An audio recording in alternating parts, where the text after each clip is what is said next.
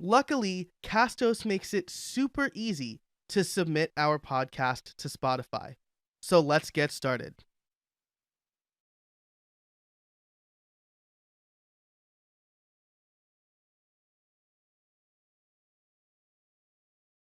To Spotify. The important thing that's noted here is that we need the latest version of Seriously Simple Podcasting, and we need to make sure our podcast is synced to Castos before we can submit our show. Luckily, the way that we've set things up using Castos and WordPress, everything is already synced. So we're just going to head over to our Castos account. And here we're looking at our podcast episodes. If we hover over Hi Joe Casabona, you'll see a link called Integrations.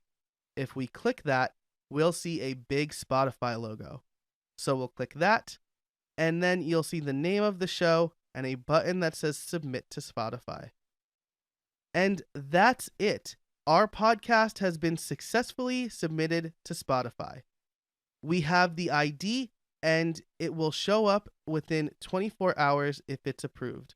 So we'll click OK, and that's everything. That's everything that we need to do to submit our podcast to Spotify, because Castos has made the process so easy.